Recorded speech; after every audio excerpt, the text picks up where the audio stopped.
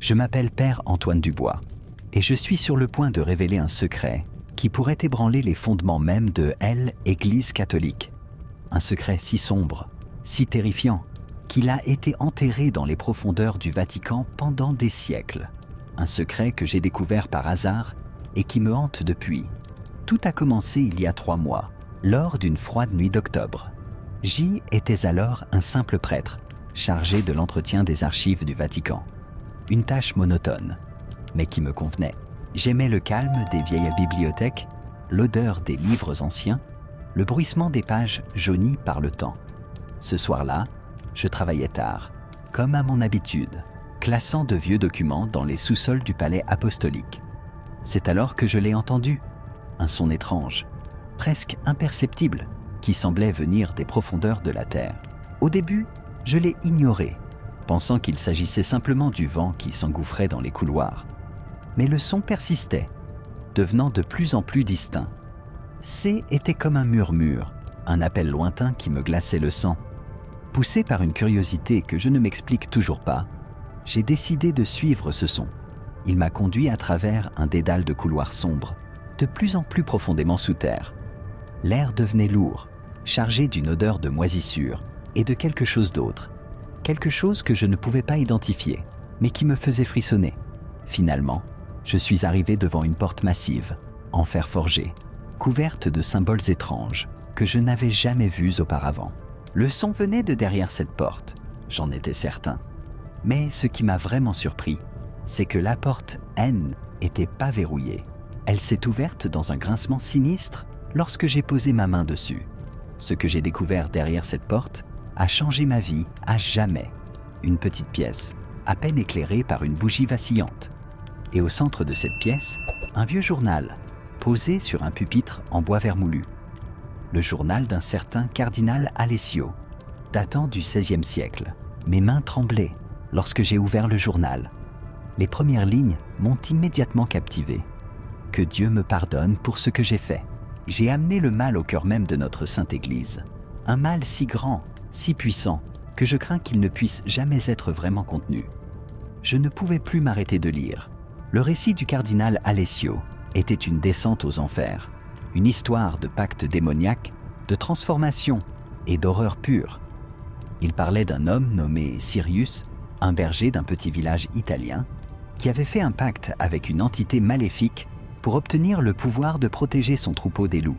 Mais le prix à payer était bien plus élevé que ce que Sirius avait imaginé. À chaque pleine lune, il se transformait en une créature mi-homme, mi-loup, assoiffée de sang et incontrôlable. Le cardinal Alessio avait été envoyé pour exorciser Sirius, mais il avait rapidement compris que ce qu'il affrontait dépassait de loin tout ce qu'il avait pu imaginer. Le journal détaillait les tentatives infructueuses d'exorcisme, les rituels de plus en plus désespérés, et finalement, la décision du cardinal de ramener Sirius au Vatican, dans l'espoir que la sainteté du lieu pourrait contenir le mal qu'il habitait. Mais ce qui m'a vraiment glacé le sang, c'est la dernière entrée du journal. Nous avons enfermé Sirius dans les catacombes, derrière une porte scellée par les plus puissants sortilèges que l'Église connaisse. Mais je crains que cela ne suffise pas. Chaque nuit, j'entends ses hurlements, ses supplications, et chaque nuit, je me demande, et si un jour, quelqu'un ouvrait cette porte?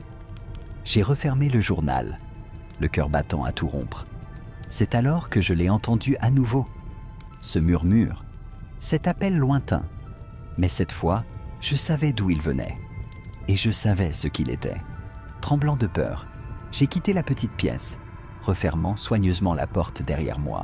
Mais je savais que ce que j'avais découvert ne me laisserait jamais en paix. Le secret des catacombes du Vatican était maintenant le mien. Et je devais décider quoi en faire. Les jours qui ont suivi ont été un véritable cauchemar. Je ne dormais plus, hanté par ce que j'avais lu et entendu. Chaque nuit, je me réveillais en sueur, persuadé d'entendre les hurlements de Sirius résonner dans les couloirs du Vatican. Le jour, je vaquais à mes occupations comme un automate, incapable de me concentrer sur quoi que ce soit d'autre que le terrible secret que je portais.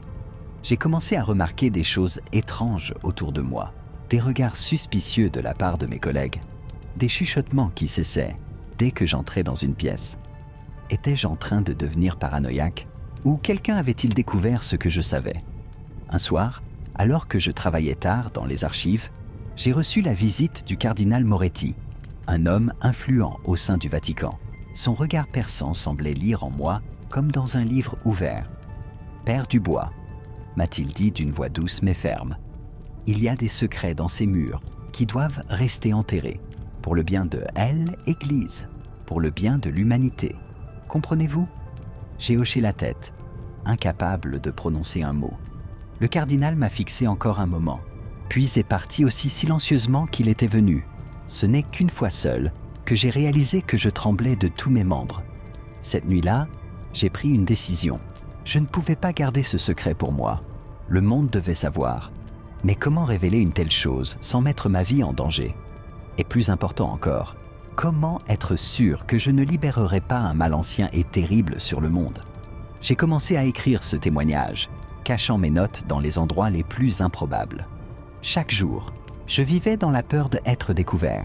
Chaque nuit, je rêvais de Sirius, de sa transformation, de ses hurlements qui résonnaient dans les catacombes. Et puis, il y a eu cette nuit, la nuit de la pleine lune. Je travaillais tard, encore une fois, quand j'ai entendu ce son, ce murmure, cet appel. Mais cette fois, il était plus fort, plus insistant, comme si quelque chose avait changé. Sans réfléchir, j'ai suivi le son. Il m'a conduit, une fois de plus, à travers les couloirs sombres, jusqu'à cette porte en fer forgé. Mais cette fois, la porte était entr'ouverte. Mon cœur s'est arrêté. Qui avait ouvert cette porte? Et qu'est-ce qui en était sorti? J'ai poussé la porte, qui s'est ouverte dans un grincement sinistre. La petite pièce était vide. Le journal du cardinal Alessio avait disparu. Et au centre de la pièce, il y avait des traces de pas. Des traces qui ne ressemblaient à rien de ce que j'avais vu auparavant. C'est à ce moment-là que j'ai entendu le hurlement. Un hurlement qui n'avait rien d'humain, qui semblait venir des profondeurs même de l'enfer. Un hurlement qui annonçait que le cauchemar ne faisait que commencer. Je suis sorti en courant de la pièce, mon cœur battant à tout rompre. Les couloirs du Vatican, habituellement si calmes, étaient en effervescence. Des prêtres, des gardes, tous couraient dans tous les sens, l'air paniqué. « Qu'est-ce qui se passe ?» ai-je demandé à un jeune séminariste qui passait en courant. « Une bête », m'a-t-il répondu, le visage blême. « Nog, une créature monstrueuse, a été vue dans les jardins du Vatican. » Mon sang s'est glacé dans mes veines. Sirius, il était échappé. Sans réfléchir, je me suis précipité vers les jardins. La nuit était claire. La pleine lune brillait d'un éclat presque surnaturel. Et c'est là que je l'ai vue. Une créature massive, mi-homme, mi-loup, se tenait au milieu des rosiers. Ses yeux brillaient d'une lueur rouge sang. Sa gueule était pleine de crocs acérés. Et pourtant, dans ses yeux, j'ai cru voir une lueur d'intelligence, de conscience, comme si l'homme que était Sirius était toujours là, quelque part, prisonnier de ce corps monstrueux. La créature m'a regardé, et pendant un instant, le temps s'est arrêté. J'ai vu des siècles de souffrance, de solitude, de rage contenue dans ses yeux, et j'ai compris que ce que j'avais libéré était bien plus qu'un simple monstre. Puis, dans un rugissement qui a fait trembler les murs du Vatican, la créature a bondi par-dessus le mur d'enceinte et a disparu dans la nuit romaine. Les jours qui ont suivi ont été un chaos total. Le Vatican a tenté de minimiser l'incident, parlant d'une panthère échappée d'un cirque. Mais les rumeurs se sont répandues comme une traînée de poudre. Des témoins parlèrent d'une créature mi-homme, mi-bête. Les journaux s'en sont emparés, parlant de « loup-garou du Vatican ». Quant à moi, je savais que je ne pouvais plus rester silencieux. J'ai rassemblé toutes mes notes, tous mes souvenirs, et j'ai commencé à écrire cette histoire. L'histoire d'un secret vieux, de plusieurs siècles, d'une malédiction qui a traversé le temps, et d'un homme transformé en monstre par un pacte démoniaque. Je sais que ma vie est en danger. Je sais que elle, Église, fera tout pour me faire taire. Mais le monde doit savoir, le monde doit être prêt, car Sirius est là, quelque part dehors. Et à chaque pleine lune, la bête en lui se réveillera. Je ne sais pas combien de temps il me reste, mais une chose est sûre, ce secret ne peut pas être enterré avec moi. L'humanité doit être prévenue. car le mal que nous pensions avoir enfermé est maintenant libre. Et qui sait ce qu'il fera ensuite? Si vous lisez ceci, sachez que chaque mot est vrai. Méfiez-vous des nuits de pleine lune. Et si jamais vous entendez un hurlement qui ne ressemble à rien de ce que vous connaissez, courez. Courez aussi vite que vous le pouvez, car Sirius, la bête du Vatican, est peut-être proche. Et que Dieu nous vienne en aide à tous. Les semaines qui ont suivi la fuite de Sirius ont été un tourbillon de chaos et de peur. Rome était en état d'alerte, les rues désertes dès la tombée de la nuit. Chaque ombre semblait cacher un danger. Chaque bruit nocturne faisait sursauter les plus courageux. Quant à moi, je vivais dans un état de terreur constante. Non seulement je craignais Sirius, mais je savais que le Vatican me surveillait. Je sentais des yeux sur moi en permanence. J'entendais des pas me suivre dans les couloirs. Chaque fois que je tournais la tête, il n'y avait personne. Mais la sensation persistait. Un matin, alors que je me rendais à la bibliothèque, j'ai trouvé une note glissée sous ma porte. L'écriture était tremblante, presque illisible, mais le message était clair. Rendez-vous à minuit à la fontaine de Trévi. Venez seul. Est-ce? Mon cœur s'est emballé. Est-ce Sirius? Était-ce possible? Était-il capable de reprendre forme humaine? Ou était-ce un piège du Vatican pour me faire taire? Toute la journée, j'ai débattu intérieurement. Devais-je y aller? Était de la folie, bien sûr. Mais je savais que je n'aurais jamais de repos tant que je n'aurais pas découvert la vérité. À minuit moins le quart, je me suis faufilé hors du Vatican, le cœur battant la chamade. Les rues de Rome étaient désertes. Un silence de mort planait sur la ville. Seul le bruit de mes pas sur les pavés brisait ce silence oppressant. Lorsque je suis arrivé à la fontaine de Trévi, il n'y avait personne. L'eau cristalline reflétait la lumière de la lune, donnant à la scène une atmosphère presque irréelle. J'ai attendu, chaque minute semblant durer une éternité. Soudain, j'ai entendu un bruit derrière moi. Je me suis retourné brusquement, mais je pouvais voir ses yeux briller d'un éclat étrange dans l'obscurité. « Père Dubois », a-t-il dit d'une voix rauque, comme s'il n'avait pas parlé depuis des siècles. « Date, je suis Sirius. » J'ai reculé d'un pas, incapable de prononcer un mot. L'homme a levé une main en signe d'apaisement. « N'ayez pas peur, je ne vous ferai pas de mal. Pas ce soir, en tout cas. » Il a retiré son capuchon, révélant un visage marqué par la souffrance. Ses traits étaient humains, mais il y avait quelque chose d'animal dans ses yeux, une sauvagerie à peine contenue. Comment est-ce possible? Ai-je finalement réussi à articuler? Le journal du cardinal Alessio. Le cardinal Alessio ne savait pas tout, m'a interrompu Sirius. Ma malédiction est bien plus complexe qu'il ne le pensait. Je ne me transforme pas seulement à la pleine lune. Je peux prendre forme humaine à volonté, mais chaque transformation est une torture. Et la bête est toujours là, juste sous la surface, attendant de prendre le contrôle. Il s'est approché de la fontaine, fixant son reflet dans l'eau. J'ai passé des siècles enfermé dans ces catacombes. Père, des siècles à lutter contre la bête, à essayer de garder mon humanité. Mais maintenant que je suis libre, je ne sais plus qui je suis. Homme ou bête, victime ou monstre. J'ai senti une vague de compassion me submerger. Malgré ma peur, je ne pouvais m'empêcher de voir la souffrance dans ses yeux. « Pourquoi m'avoir contacté ?» ai-je demandé. Sirius s'est tourné vers moi, son regard perçant semblant lire au plus profond de mon âme. « Parce que vous êtes le seul qui connaisse la vérité, le seul qui puisse comprendre, et peut-être le seul qui puisse m'aider. » Vous aider? Comment? Je veux que ça s'arrête, Père. Je veux être libéré de cette malédiction, même si cela signifie mourir. Ces mots m'ont frappé comme un coup de poing. Je savais que ce qu'il me demandait était impossible, blasphématoire même. Mais comment pouvais-je refuser d'aider une âme en souffrance? Je ne sais pas si je peux vous aider, ai-je avoué. Mais je peux essayer de comprendre, de trouver une solution. Sirius a hoché la tête, un faible sourire aux lèvres. C'est tout ce que je demande. Père, une chance. Soudain, il s'est raidi, ses yeux écarquillant de douleur. « Partez !» a-t-il grogné. Maintenant, la bête, elle arrive. Sans attendre, je me suis enfui, courant à travers les rues de Rome comme si le diable lui-même était à mes trousses. Derrière moi, j'ai entendu un hurlement déchirant, mi-humain, mi-animal. Le cri de Sirius se transformant en la créature que j'avais vue dans les jardins du Vatican. De retour dans ma chambre, tremblant et en sueur, j'ai réalisé que ma vie venait de prendre un tournant irréversible. J était maintenant lié à Sirius, à sa malédiction, à son destin, et je savais que le Vatican ne me laisserait pas l'aider sans rien dire. Les jours suivants ont été un mélange de recherches frénétiques et de paranoïa croissante.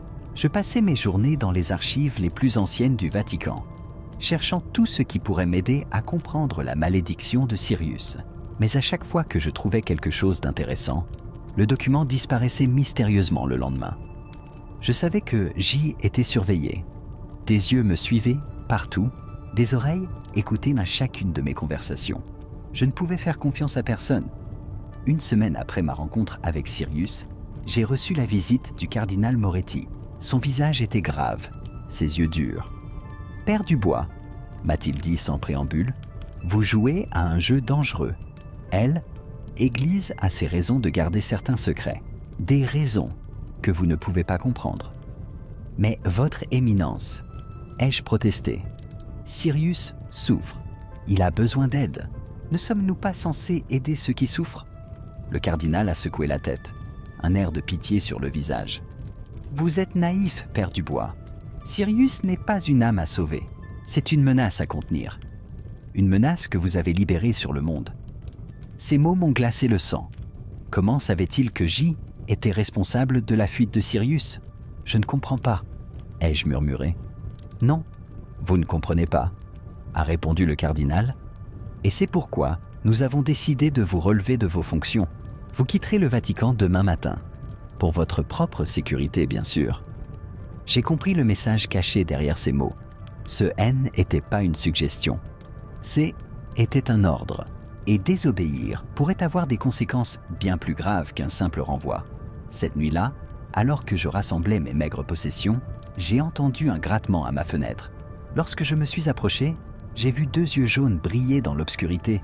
Sirius, sous sa forme de loup, était là. J'ai ouvert la fenêtre, le cœur battant. Sirius a déposé quelque chose sur le rebord avant de disparaître dans la nuit. C était un vieux livre, relié en cuir usé. Sur la couverture, en lettres d'or à moitié effacées, on pouvait lire « Grimoire des malédictions anciennes, Nancre ».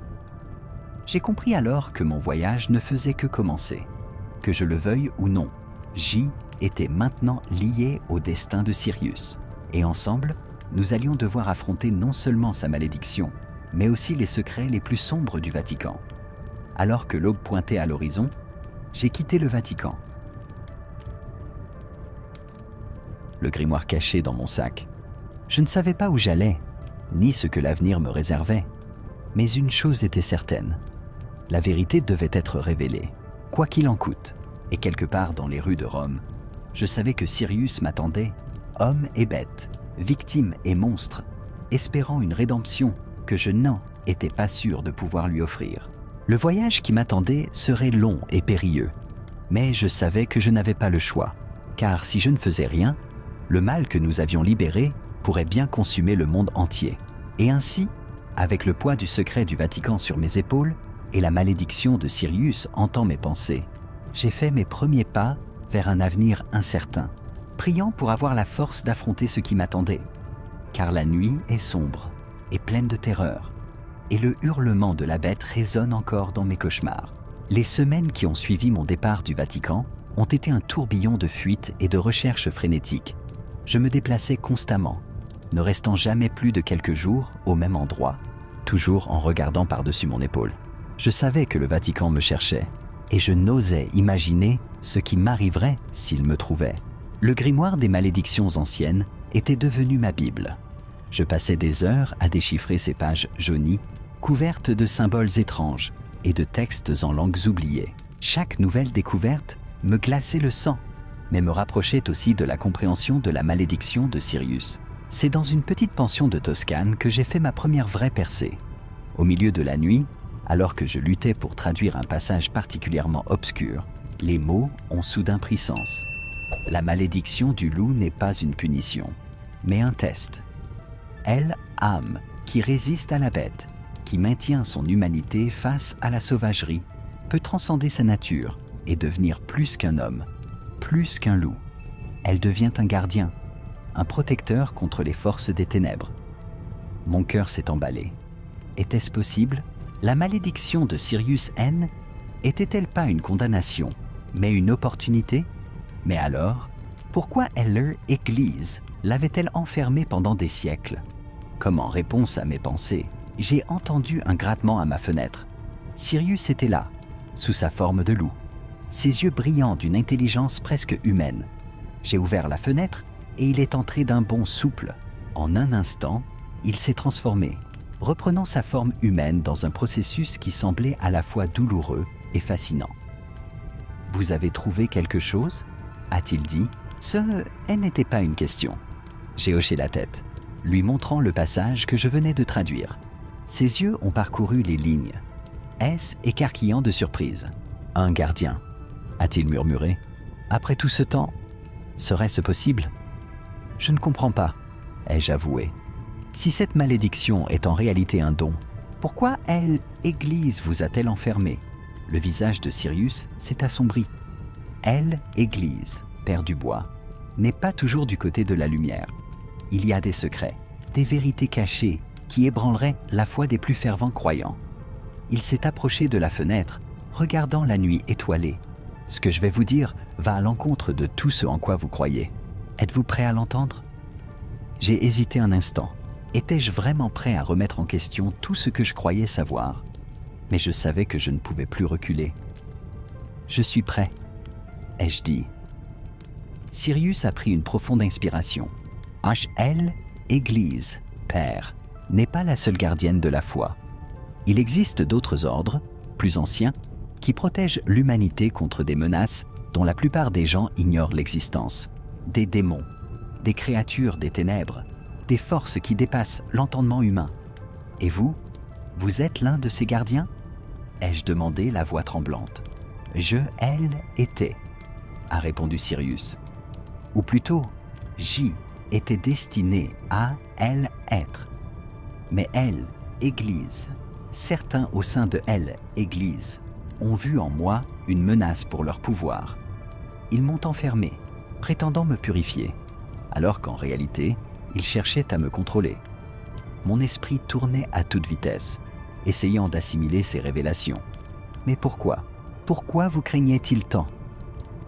Sirius s'est tourné vers moi, ses yeux brillants d'une lueur surnaturelle. Parce que je peux voir la vérité, Père. Je peux voir l'obscurité qui se cache dans le cœur des hommes, même ceux qui prétendent servir la lumière. Et cette capacité les terrifiait. Soudain, Sirius s'est raidi, son corps commençant à trembler. La transformation, elle arrive, je dois partir. Avant que je puisse dire quoi que ce soit, il avait sauté par la fenêtre, disparaissant dans la nuit. Quelques instants plus tard, j'ai entendu le hurlement d'un loup au loin. Cette nuit-là, je n'ai pas dormi. Les révélations de Sirius tournaient en boucle dans ma tête, remettant en question tout ce en quoi j'avais cru. Elle, Église, ma foi, mon monde, tout semblait s'effondrer autour de moi. Au petit matin, j'ai pris une décision. Je devais en savoir plus. Je devais comprendre la véritable nature de la malédiction de Sirius et le rôle de elle, Église, dans tout cela. J'ai rassemblé mes affaires et quitté la pension avant l'aube. Ma destination, les montagnes des Abruzzes, où selon le grimoire, se trouvait un ancien temple dédié aux gardiens.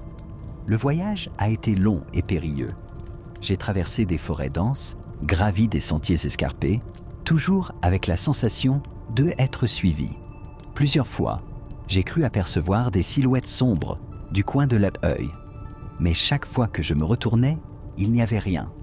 Après des jours de marche, j'ai finalement atteint une clairière cachée au cœur des montagnes. Là, à moitié en ruine, mais toujours majestueux, se dressait le temple. Ses murs étaient couverts de fresques anciennes, représentant des hommes se transformant en bêtes, combattant des créatures des ténèbres. Au centre du temple, Un autel de pierre noire semblait absorber la lumière autour de lui. Alors que je m'approchais de l'autel, j'ai senti une présence derrière moi. Je me suis retourné brusquement pour me retrouver face à face avec une femme âgée, vêtue d'une robe blanche. Ses yeux, d'un bleu glacier, semblaient voir au-delà de mon âme. « Bienvenue, Père Antoine Dubois », a-t-elle dit d'une voix qui semblait venir d'un autre âge. « Nous vous attendions. »« Vous me connaissez ?» ai-je balbutié, stupéfait. Elle a souri, un sourire qui contenait à la fois de la sagesse et de la tristesse. Nous connaissons tous ceux qui sont liés au destin des gardiens. Et vous, mon cher père, êtes au cœur d'une prophétie vieille de plusieurs millénaires. Mon cœur s'est arrêté. Une prophétie ? Moi ? Je ne comprends pas, ai-je avoué. Qui êtes-vous et que voulez-vous dire par prophétie ? Je suis Cassandra, la gardienne de ce temple et la dernière des oracles. Quant à la prophétie, elle a fait un geste vers l'autel. Voyez par vous-même. Je me suis approché de l'autel et c'est là que je l'ai vu, gravé dans la pierre noire. Un texte en latin ancien que j'ai commencé à déchiffrer avec stupéfaction. Quand le loup et le prêtre s'uniront, les portes des enfers trembleront. Le gardien retrouvera sa voix. E-I-L-L. Église devra faire son choix. Entre la lumière et l'obscurité, le destin du monde sera scellé. J'ai reculé, choqué. C'est impossible. Je ne suis qu'un simple prêtre. Je ne peux pas être impliqué dans quelque chose d'aussi grand. Cassandra a posé une main sur mon épaule. Le destin ne choisit pas toujours ceux qui se sentent prêts, Père Dubois. Il choisit ceux qui sont nécessaires. Soudain, un hurlement a retenti au loin. Un hurlement que je connaissais bien. Sirius. Ai-je murmuré. Cassandra a hoché la tête. Il approche, et avec lui, les forces qui cherchent à le détruire.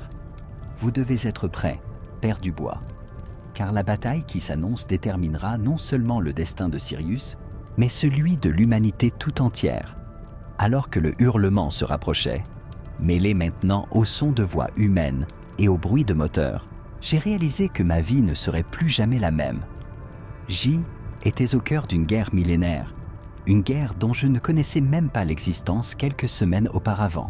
Et tandis que Sirius se rapprochait, poursuivi par des forces que je ne pouvais qu'imaginer, je savais que le moment était venu de choisir mon camp. Entre la lumière et l'obscurité, entre la foi que j'avais toujours connue et une vérité que je commençais à peine à entrevoir, le destin du monde était en jeu. Et d'une manière ou d'une autre, j'y étais au centre de tout cela. Que Dieu me vienne en aide. Le rugissement des moteurs se rapprochait, mêlé aux aboiements de chiens et aux cris des hommes. Cassandra m'a saisi le bras, m'entraînant vers l'arrière du temple. « Vite !» a-t-elle murmuré. « Nous n'avons que peu de temps. » Nous avons traversé un dédale de couloirs anciens, descendant toujours plus profondément dans les entrailles de la montagne. L'air devenait de plus en plus froid, chargé d'une odeur de terre et de secrets enfouis. Finalement, nous sommes arrivés dans une vaste caverne souterraine. Au centre se trouvait un cercle de pierres dressées, couverte de symboles que je ne reconnaissais pas. Et là, au milieu du cercle, se tenait Sirius. Il était sous sa forme humaine, mais je pouvais voir la tension dans son corps, la lutte constante pour maintenir le contrôle. Ses yeux brillaient d'une lueur féroce lorsqu'il m'a aperçu. « Père Dubois », a-t-il dit, sa voix à peine plus qu'un grognement. « Vous ne devriez pas être ici, c'est trop dangereux. »« Il doit être ici », a interrompu Cassandra. « C'est son destin, tout comme c'est le vôtre, Sirius. » Avant que je puisse demander ce qu'elle voulait dire, un bruit assourdissant a retenti au-dessus de nous. Le plafond de la caverne a tremblé, faisant tomber de la poussière et des petits cailloux. « Ils sont là », a dit Sirius, ses yeux se tournant vers le plafond. Le Vatican a envoyé ses chasseurs. « Des chasseurs ?» ai-je demandé, confus. Cassandra a hoché gravement la tête. « Elle, Église, a toujours eu ses soldats secrets, Père Dubois. Des hommes et des femmes entraînés pour traquer et éliminer les menaces surnaturelles, ou du moins ce que LS, Église, considère comme des menaces. » Le bruit au-dessus de nous s'intensifiait. J'entendais maintenant des voix des ordres criés en latin. « Nous n'avons plus le temps », a dit Cassandra. Elle s'est tournée vers moi, ses yeux bleus brillant d'une intensité presque douloureuse. « Père Dubois, vous devez comprendre, ce qui va se passer ici ce soir changera le cours de l'histoire. La prophétie doit s'accomplir. » « Mais je ne comprends pas, » ai-je protesté. « Que suis-je censé faire ?» Sirius s'est approché, son visage tordu par la douleur de la transformation imminente. « Vous devez choisir, Père, entre la foi que vous avez toujours connue et la vérité que vous avez découverte, entre elle, Église et moi. » J'ai secoué la tête, dépassé par l'ampleur de ce qu'on me demandait. Comment puis-je choisir? J'ai consacré ma vie à elle, Église. Elle, Église que vous avez servie, n'est qu'une façade, a dit Cassandra. Derrière se cache une organisation corrompue par le pouvoir, qui a oublié sa véritable mission. Les vrais gardiens de la foi, comme Sirius, ont été pourchassés et emprisonnés. Soudain, une explosion a secoué la caverne. Des morceaux de roche sont tombés du plafond et j'ai entendu des cris se rapprocher. « Ils arrivent », a grogné Sirius.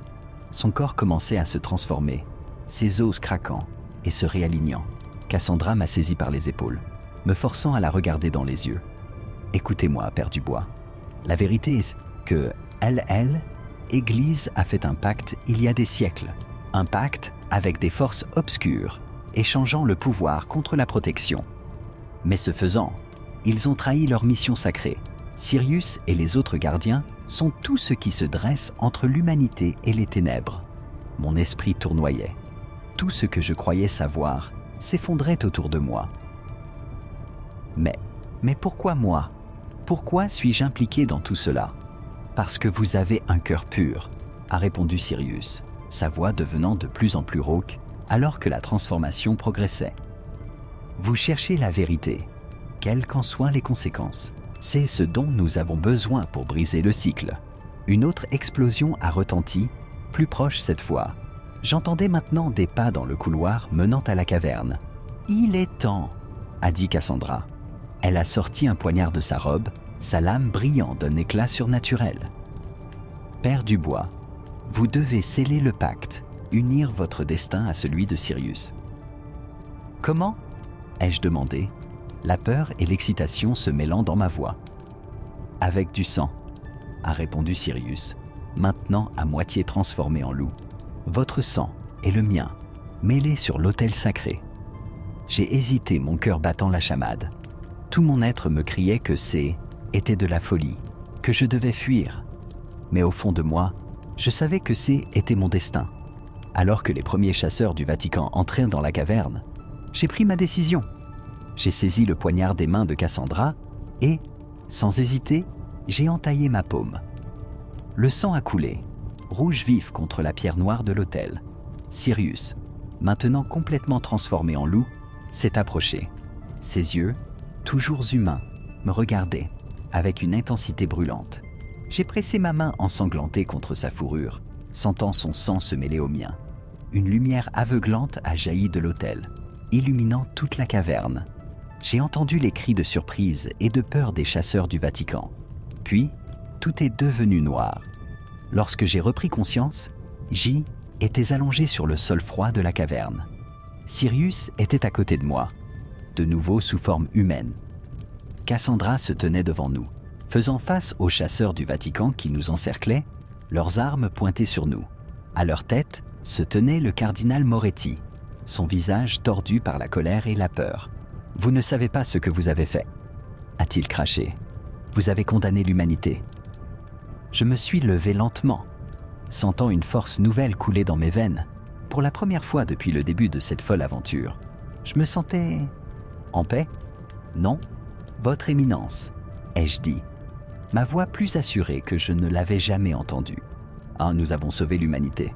Le vrai combat ne fait que commencer. » Sirius s'est levé à son tour, se plaçant à mes côtés. Je pouvais sentir le lien entre nous, fort et indestructible. « Or, l'ère des mensonges est terminée », a déclaré Sirius. « Il est temps que la vérité soit révélée. » Cassandra a levé les bras, et soudain, les murs de la caverne se sont mis à briller, révélant des fresques anciennes cachées sous des siècles de poussière. Des images de gardiens combattant les forces des ténèbres, protégeant l'humanité. Voici la vraie histoire de Église, a-t-elle dit. Une histoire de courage et de sacrifice, pas de corruption et de mensonges. Le cardinal Moretti a reculé, son visage pâlissant à la vue des fresques. Vous ne pouvez pas. Le monde n'est pas prêt pour cette vérité. Le monde a besoin de cette vérité, ai-je répondu. E.T. Plus que jamais. Alors que nous nous tenions là, Sirius et moi, unis par le sang et le destin, face aux représentants d'une église corrompue, j'ai su que notre combat ne faisait que commencer. Mais pour la première fois depuis que j'avais découvert le journal du cardinal Alessio, je n'avais plus peur. Car la vérité, aussi terrifiante soit-elle, était enfin révélée. Et avec elle, l'espoir d'un nouveau commencement. Le hurlement d'un loup a retenti dans la caverne. Mais cette fois, ce n'était pas un cri de douleur ou de rage. Était un appel, un ralliement. Le signal que les vrais gardiens de l'humanité étaient ça, de retour. Et moi, Antoine Dubois, ancien prêtre du Vatican, J était prêt à jouer mon rôle dans cette nouvelle croisade. Une croisade non pas pour Église, mais pour la vérité, pour la lumière contre les ténèbres. Que Dieu nous vienne en aide à tous. Car la nuit est sombre et le combat ne fait que commencer. Les jours qui ont suivi notre confrontation dans la caverne ont été un tourbillon d'événements. Le monde tel que je le connaissais s'est effondré, mais de ces cendres est née une nouvelle réalité, à la fois terrifiante et pleine d'espoir. Le cardinal Moretti et ses chasseurs ont été forcés de battre en retraite, mais nous savions que ce était que temporaire. Église ne renoncerait pas si facilement à son pouvoir, à ses secrets. Sirius, Cassandra et moi sommes devenus des fugitifs, toujours en mouvement, toujours sur nos gardes. Mais nous n'étions pas seuls. D'autres gardiens, cachés depuis des siècles, ont commencé à émerger de l'ombre. Des hommes et des femmes dotés de pouvoirs extraordinaires, unis par un seul but, protéger l'humanité des forces des ténèbres. J'ai appris à maîtriser mes nouveaux dons, fruit de mon pacte de sang avec Sirius. Je pouvais maintenant sentir la présence du mal, voir au-delà des apparences. Et parfois, dans les moments de grand danger, je pouvais même puiser dans la force du loup. Nous avons parcouru l'Europe, puis le monde, dévoilant les mensonges de Église et combattant les véritables démons qui se cachaient parmi nous. Chaque victoire était durement gagnée. Chaque bataille nous laissait des cicatrices, tant physiques que mentales. Mais le plus dur était de voir la réaction du monde face à la vérité. Beaucoup refusaient que je croire, s'accrochant désespérément à leurs anciennes croyances. D'autres sombraient dans le désespoir, perdant tout sens de la morale une fois leur foi ébranlée. Et puis il y avait ceux qui nous rejoignaient, des âmes courageuses, prêtes à se battre pour la vérité, quelles qu'en soient les conséquences. Un soir, alors que nous nous reposions dans un monastère abandonné des Carpates, Sirius m'a pris à part. « Antoine » m'a-t-il dit, utilisant mon prénom pour la première fois, « tu dois comprendre que ce combat ne se terminera jamais vraiment. Les ténèbres trouveront toujours de nouveaux moyens de corrompre, de détruire. Notre tâche est éternelle. » J'ai hoché la tête, sentant le poids de cette responsabilité sur mes épaules. « Ah, je sais. Mais nous ne sommes pas seuls, n'est-ce pas ?» Sirius a souri, un sourire qui contenait à la fois de la fierté et de la tristesse. « Non, nous ne sommes pas seuls, mais le prix à payer est lourd. Regarde-moi, Antoine.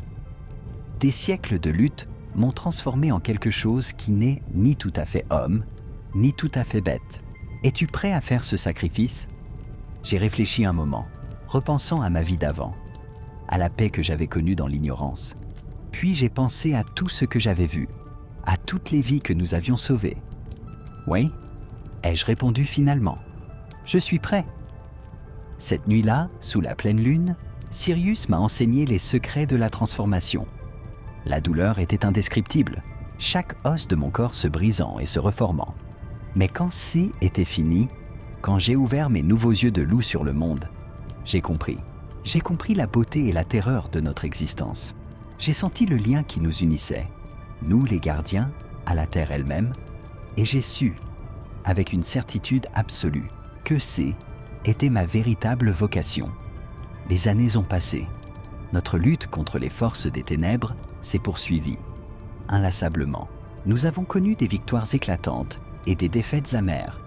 Nous avons perdu des amis chers et en avons gagné de nouveaux. Elle, Église, ou du moins la faction corrompue qui la contrôlait, a continué à nous pourchasser. Mais peu à peu, la vérité s'est répandue. Des voix se sont élevées au sein même du Vatican, appelant à la réforme, à la transparence. Et puis, un jour, est arrivé ce que nous n'aurions jamais cru possible. Un nouveau pape a été élu, un homme qui connaissait la vérité et qui n'avait pas peur de l'affronter. Il nous a convoqués, Sirius et moi, pour une rencontre secrète. Dans la chapelle Sixtine, sous le regard des fresques de Michel-Ange, le pape nous a demandé pardon. Pardon pour les siècles de mensonges, de persécutions. Et il nous a demandé notre aide. Elle, Église, doit retrouver sa véritable mission, nous a-t-il dit. Nous devons redevenir les gardiens de la lumière, les protecteurs de l'humanité. Voulez-vous nous aider dans cette tâche ? Sirius et moi avons échangé un regard. Après tout ce que nous avions vécu, après toutes ces années de lutte, pouvions-nous faire confiance à elle, Église ? Pouvions-nous croire en ce changement ? Mais en regardant dans les yeux du pape, j'ai vu quelque chose que je n'avais pas vu depuis longtemps dans les yeux d'un homme des Églises. De l'espoir. Un espoir sincère, pur. Oui, avons-nous répondu d'une seule voix. Nous vous aiderons. Et ainsi a commencé un nouveau chapitre de notre histoire. La réconciliation entre elle, Église, et les gardiens n'a pas été facile. Il y a eu des résistances, des trahisons, des moments où tout semblait perdu, mais peu à peu, nous avons avancé. Elle, Église, a commencé à révéler la vérité au monde, progressivement, avec précaution. Les gardiens sont sortis de l'ombre, prenant leur place légitime comme protecteurs de l'humanité. Aujourd'hui, des années plus tard, je regarde le monde et je vois de l'espoir. Oui, les ténèbres sont toujours là, toujours menaçantes, mais nous sommes prêts à les affronter, ouvertement, unis. Je ne suis plus le jeune prêtre naïf que j'y étais autrefois. Mon corps porte les cicatrices de nombreuses batailles, et mes yeux ont vu des choses que peu d'hommes pourraient supporter. Mais mon cœur est en paix, car je sais maintenant que la vérité, aussi terrifiante soit-elle, est toujours préférable au mensonge le plus réconfortant. Je sais que la foi véritable ne craint pas les questions, mais les accueille. Et je sais que tant qu'il y aura des hommes et des femmes prêts à se battre pour la lumière, l'espoir ne mourra jamais. Sirius est toujours à mes côtés, mon frère, mon mentor, mon ami. Ensemble, nous continuons notre mission éternelle, gardiens de la vérité, protecteurs de l'humanité. Et quand la nuit tombe, quand la lune se lève, nous courons librement sous les étoiles, nos hurlements résonnant dans le ciel nocturne. Un rappel pour tous ceux qui peuvent l'entendre.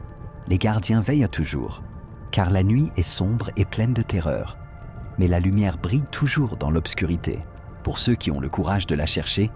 Et moi, Antoine Dubois, ancien prêtre du Vatican, maintenant gardien et protecteur, je serai toujours là pour guider ceux qui cherchent la vérité.